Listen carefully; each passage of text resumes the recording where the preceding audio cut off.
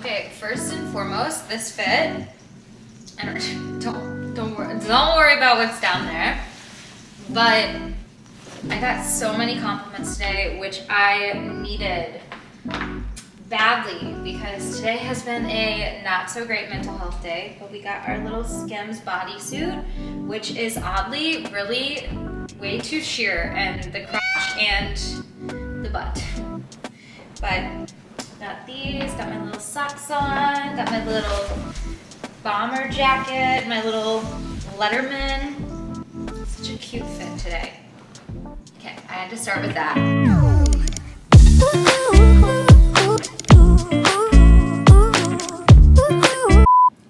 What is up, everybody? I know this is a bit of a wonky setup, but it's just because it's a weird time of day where it's like brutally bright in my living room and not bright enough anywhere else. Happy pre-Valentine's Day. If you see this, it's probably Valentine's Day. If you're new here, welcome. My name is Victoria Lynn Myers. You can find me here and here. And if you're a returning follower of mine, thank you so much for tuning in, tapping in, and being turned on to what I have to say. My videos have been doing so well, so thank you again for that. If you could hit the like button and subscribe so that I can keep this momentum going. I'm trying to do better, be better, and be more in 2023, and I want to help you all do the same.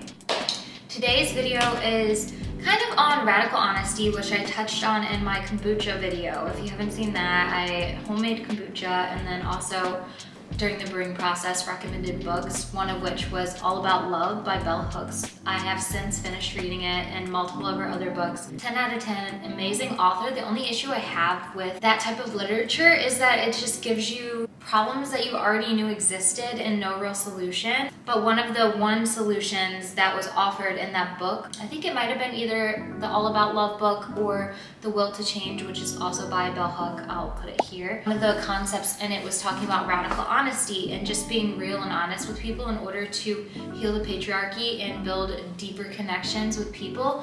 And I recorded a video a few days ago that I didn't like the byproduct of, so I don't know if I'll insert clips or not, but pretty much I was just talking about radical honesty and the concept behind that. TikTok dating advice is complete shit, complete dog shit. 3 girl tips I wish I would've knew sooner. I recently came across one of the best nuggets of dating advice.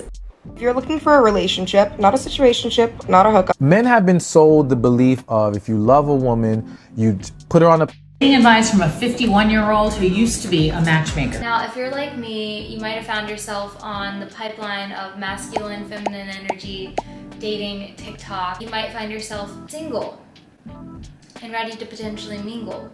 Today's conversation is around radical honesty and the fact that we do ourselves a disservice, in my opinion, by listening to all of these dating experts, and I put those in quotes, dating experts on TikTok, because anything more than showing up as your authentic self is an act, and you might be able to put up that act for a while, but nothing sounds more miserable than getting into a long-term committed relationship where you constantly have to act in order to get your partner to respond to you properly. And by properly, I mean just give you genuine respect, genuine care, genuine conversation. Like, it's really, the bar is on the floor.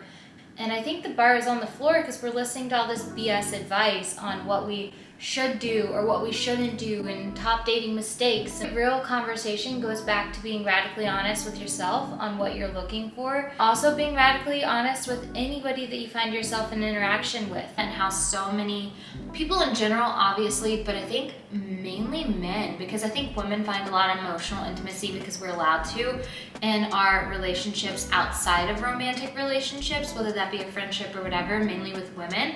And I don't think men have that level of vulnerability, so they always achieve that level of vulnerability or some sort of vulnerability through romantic relationships. And it's almost like, as a woman, I've been viewed as like this machine that if you put a coin into of like vulnerability, if a man is vulnerable with me, that automatically makes us, you know, serious or in a relationship or whatever. Whereas Like, my hope is that we can all just be vulnerable and real with each other and build a sense of community to where that's the baseline of any relationship we have, and anything else outside of that is more than that. I just think romantic relationships shouldn't be the only place that we are able to be vulnerable. Both men, women, and however you identify are craving that radical honesty, but don't really know how to get there. And I think it starts with everyday interactions and just being 100% authentic. It also comes from knowing how you feel and feeling comfortable enough in your own skin to be able to say, hey, like, this is where I'm coming from. There's this level of like manipulation that comes with like the dating game. Like, you know, these books like Why Men Love Bitches or whatever that I've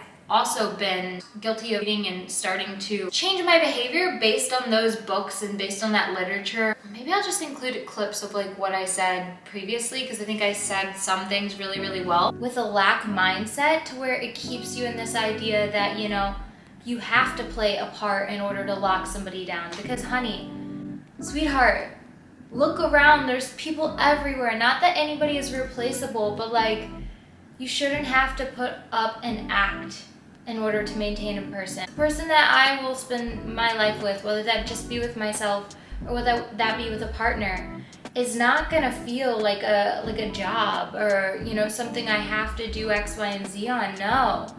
No, it's not gonna feel that way. It's gonna feel like second nature. We're gonna grow together, and I think that's ultimately what all of us want, right? It's genuine connection. So why would we go and watch 30 TikToks on what we should or shouldn't do and then mirror that? That's not sustainable. In fact, that does the exact opposite. It causes resentment.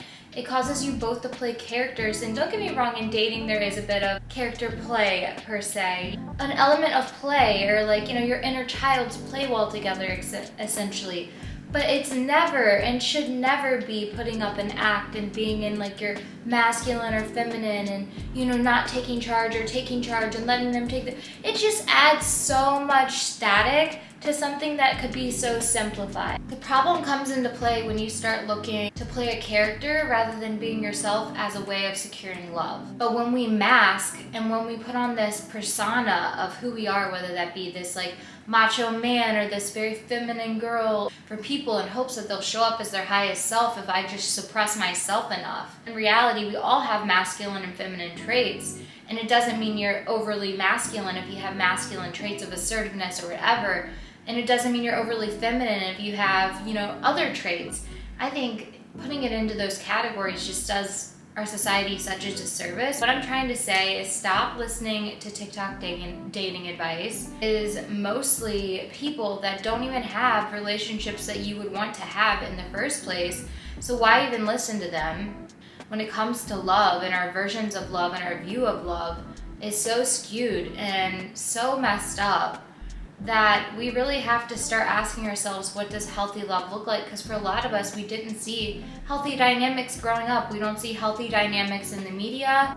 We're just repeating cycles, and the only way to start, we have to start from the ground up.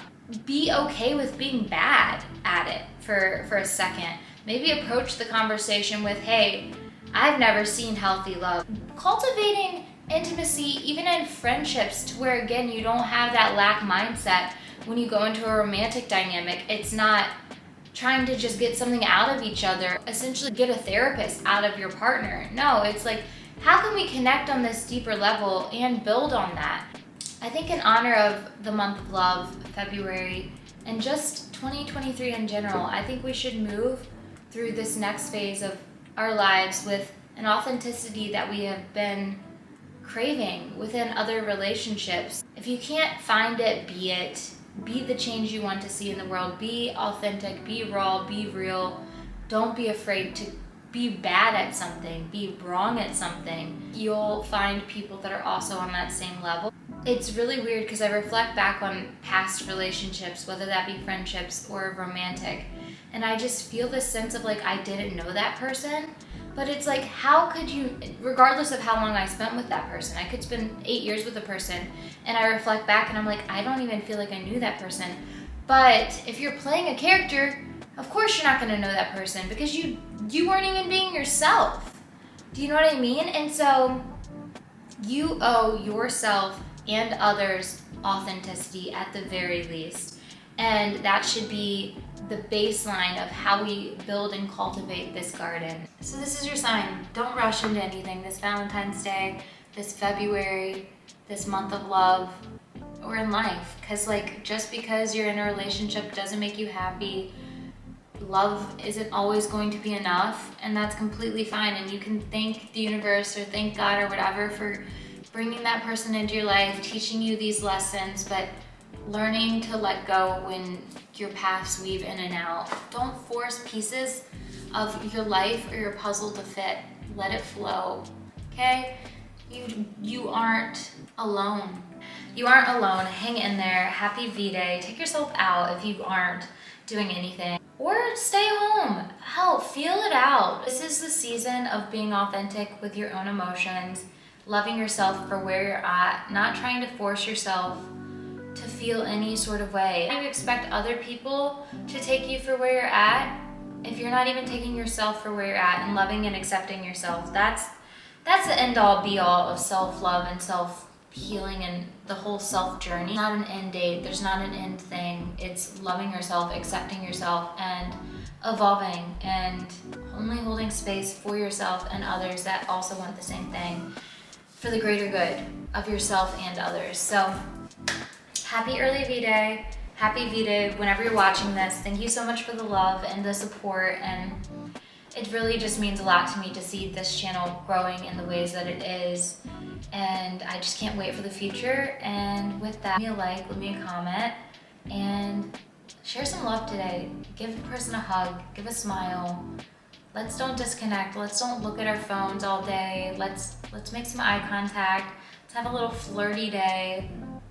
But take care of yourself. Flirt with yourself. Touch yourself. I'm a huge proponent of that. How often do we not touch ourselves? That's just a little bonus point. No one touches themselves. Anyway, love and light, everybody. Thanks for watching. Talk to you soon. Bye.